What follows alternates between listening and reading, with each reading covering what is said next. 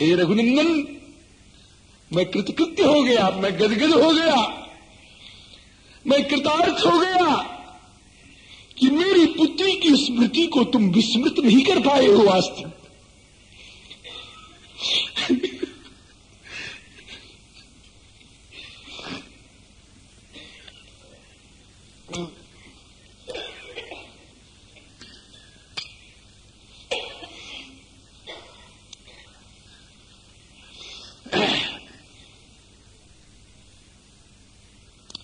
भगवान श्री राम ने कहा, महर्षि को क्षमा कर दो,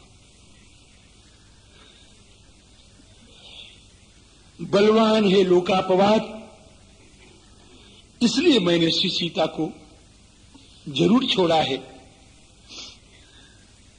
परित्यक्ता मया सीता तद भवान क्षंतुमर्हसि। लेकिन स्वीकार करने के लिए तो शपथ लेना ही पड़ेगा। ये भी मैं जानता हूं कि मेरे पुत्र हैं। जानामि चेमौ पुत्रौ मैं जम जातौ कुशीलवौ। लेकिन फिर भी शपथ लेना पड़ेगा। उड़कर दृष्टि नीची है उनकी, मुख भी नीचा है। अब्रवीत प्रांजलिर्वाक्यम अधो दृष्टि अवांमुखी। यदि मैं श्री रामचंद्र जी के अतिरिक्त मन से भी मैंने किसी का चिंतन न किया हो, हे पृथ्वी तू फट जा, मैं समा जाऊं तेरे में। नैमिष की पवित्र भूमि में भगवती जनक नंदिनी कहती हैं कि मनसा कर्मणा वाचा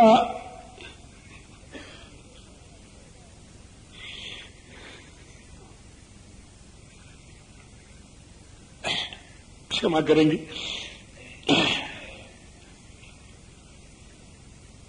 सीतामढ़ी की पवित्र धरती से भगवती जनक नंदिनी का प्रादुर्भाव हुआ था।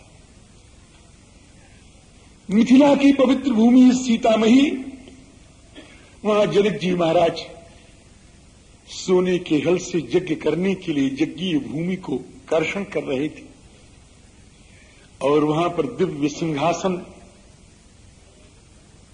भगवती माधवी गोद में लिए हुए, चमर छत्र डुल रहा है, छत्र लगा चमर डुल रहा है, व्यजन डुल रहा है। ऐसे रूप में भगवान श्री राजर्षि श्री जनक ने भगवती सीता का दर्शन किया था। देखते देखते श्री जनक के सामने नन्ही सी बालिका के रूप में सीता परिणित होकर के श्री जनक की ओर पिता की दृष्टि, पुत्री की दृष्टि से निहारने लग गई। श्री जनक सुनैना ने उठा करके गोद में ले लिया, कृतार्थ हो गए।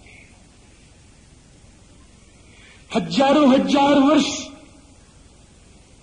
इस भारत वसुंधरा को पवित्र करती हुई पूरब से पश्चिम, उत्तर से दक्षिण भगवती सीता ने संसार को पवित्र किया। वो भारतीय संस्कृति की आराध्या, युग युगांतर कल्प कल्पांतर प्रलय प्रलयांतर जिसकी स्मृति नष्ट की नहीं जा सकती, आज पृथ्वी से उत्पन्न होने वाली सीता इस नैमिषारण्य की पवित्र धरती में देखते देखते पृथ्वी फट गई। वहां से एक सिंहासन निकला है, उस सिंहासन को सुंदर नागों ने मस्तक पर धारण किया है और भगवती पृथ्वी उसके पास विराजमान है। उन्होंने खींच करके अपने बाहुपास में निबद्ध कर लिया। बेटी आ, तू मेरे गोद में आ, ये संसार तेरे लिए नहीं है, मेरी गोद तेरे लिए।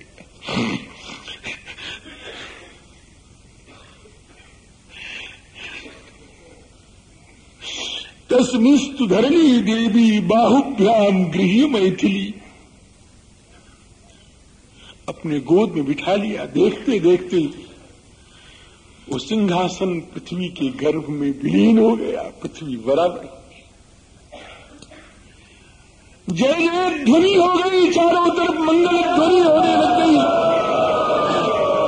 पुष्प वर्षण होने लग गया चारों तरफ। श्री सीते जय हो जय हो जय हो, इस प्रकार की ध्वनि चारों तरफ फैल गई। धन्य हो सीते, तुम्हारा चरित्र निष्कलंक है, पवित्र है, ऐसी पुत्री इस पृथ्वी ने कभी पैदा की नहीं, आगे होने वाली नहीं।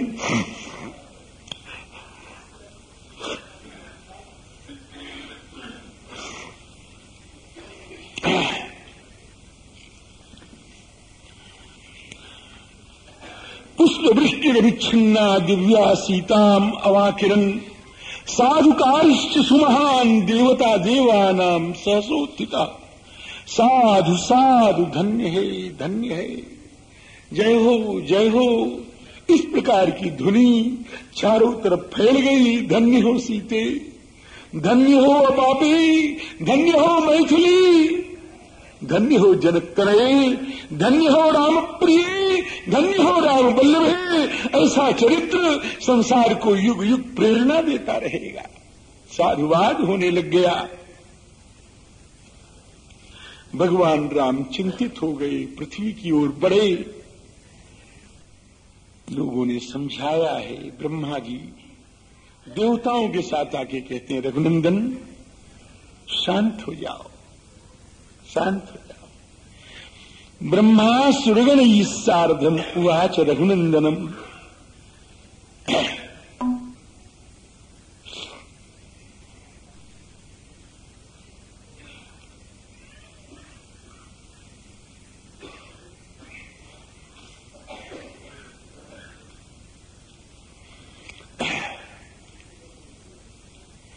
राम राम न संतापम कर्तुम अर्हसि सुब्रत। हे सुब्रत, आपको संताप नहीं करना चाहिए, आप शांत हो जाएं। श्री महर्षि वाल्मीकि से भगवान श्री राम ने कहा, महर्षि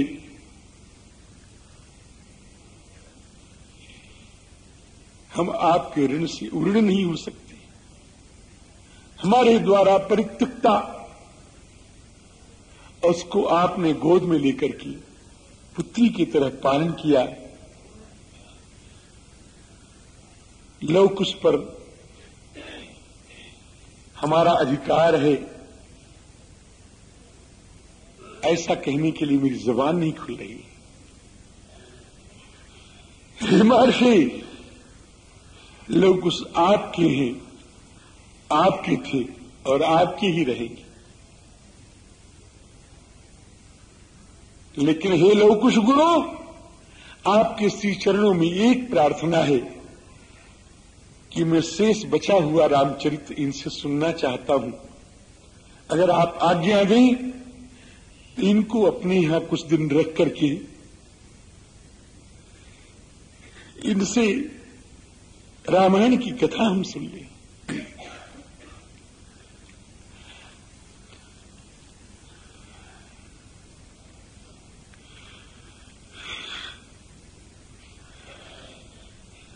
भगवन श्रोतु मनसः,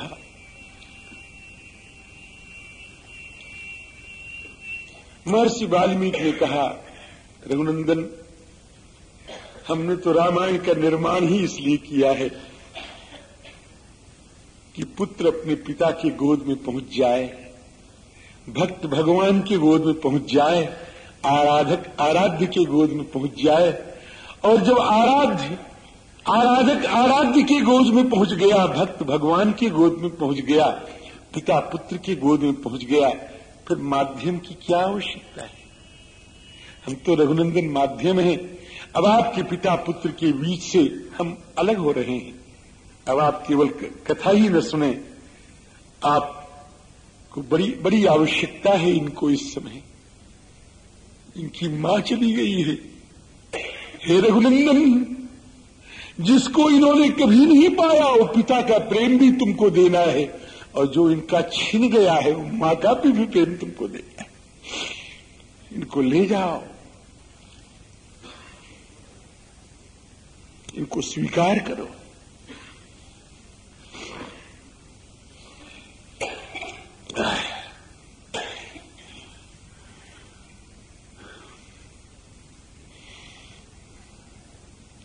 एवं विनिश्चयं कृत्वा संप्रगृह्य कुशीलवौ। इस संप्रगृह की व्याख्या मैंने की है। भगवान उनको लेकर के अपनी पर्णशाला में आते हैं, कोई नहीं है वहां। आज तक श्री राम अपनी पर्णशाला में, प्रकोष्ठ में, महल में अकेले रहते थे। श्री सीता के जाने के बाद आज पहला दिन है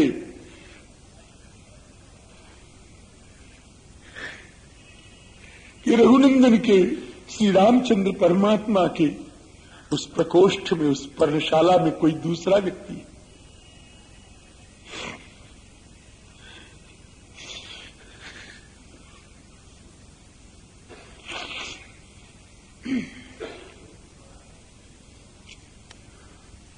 रात गई, प्रातः काल हुआ। रात भर में भगवान ने क्या किया है अभी मालूम पड़ जाएगा। भगवान ने कहा लवकुश गाओ। आज तक कहते थे कथाकारों गाओ, मुनियों गाओ, लेकिन आज कह रहे हैं लवकुश गाओ, राम कथा का गान करो। राम पुत्रौ उवाच गीयताम। एक शब्द है अविशंकाभ्याम। जब रघुनंदन रामचंद्र अपने उटज में, अपनी पर्णशाला में लवकुश को लेकर के आचार्यों के चरणों में बैठ के कह रहा हूं, उनकी मनगढ़ंत कल्पना नहीं है, ये इतिहास नहीं है, ये कहानी नहीं है, ये राम कथा है, और आचार्य के चरणों की सन्निधि में बैठ के कह रहा हूं। अगर शब्द यहां न दिखाई पड़े तो इसको मेरे मस्तिष्क की कल्पना मत समझ लेना के। जब श्री रघुनंदन रामचंद्र परमात्मा, एक वत्सल पिता, जब अपने वात्सल्य भाजन लवकुश को लेकर के अपने पर्णशाला में प्रविष्ट होते हैं, एकांत में पहुंचते हैं, लवकुश को उठा करके संपरिस्वच्छ, जब उनको उठा के गोद में चिपकाते हैं, लवकुश रो पड़े।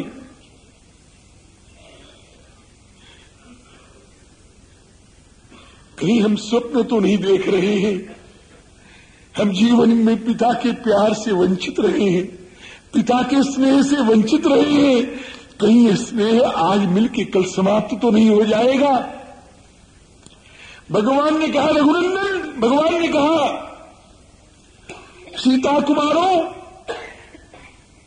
मैं शपथ पूर्वक कहता हूं कि मैं जब तक संसार में रहूंगा तब तक तुम्हें इसी तरह गोद से चिपकाए रहूंगा, तुमको कहीं अलग नहीं करूंगा, और तुमको भगवती सीता का स्नेह भी हम प्रदान करते रहेंगे।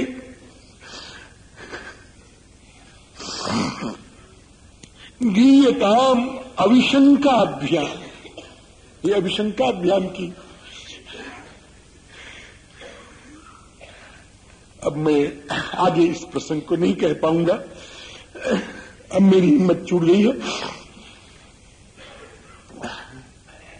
इस प्रकार यज्ञ पूर्ण हुआ है, ब्राह्मणों को दक्षिणाएं दी गई हैं। भगवान लवकुश को लेकर के श्री अयोध्या धाम पधारते हैं।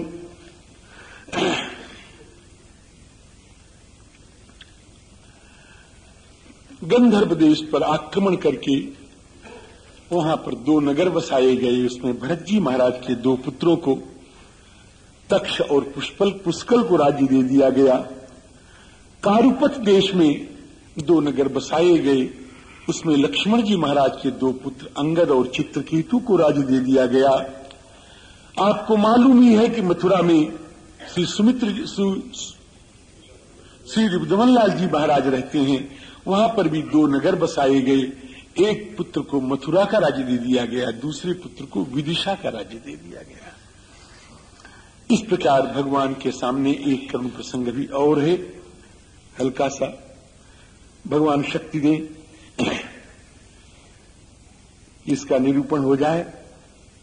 तपस्वी के रूप में काल भगवान के पास आते हैं, ब्रह्मा के भेजे हुए। काल मुनि के वेश में आते हैं। काल ने भगवान से कहा, हम कुछ आपसे एकांतिकी वार्ता करना चाहते हैं। भगवान ने कहा, आइए चलें। कहें एक शर्त और है। कहें क्या? कि दरवाजे पर जो प्रहरी रहेगा, अगर कोई आ जाएगा तो प्रहरी को आपको प्राणदंड देना पड़ेगा, या हम लोगों की बात करने के बीच में कोई आ जाएगा तो उसको प्राणदंड देना पड़ेगा। भगवान ने कहा, ये हो मस्त, ऐसा ही होगा। भगवान ने कहा, लक्ष्मण तुम दरवाजे पर रहो। प्रहरी को हटा दिया गया। लक्ष्मण दरवाजे पर प्रहरी के रूप में आए। इधर काल भीतर बात कर रहा है कि ब्रह्मा जी ने आपके लिए, आपके चरणों में प्रार्थना करने के लिए कहा है कि आप 11,000 वर्ष के लिए आए थे, 11,000 वर्ष बीत गया है, अब आपको निज लोक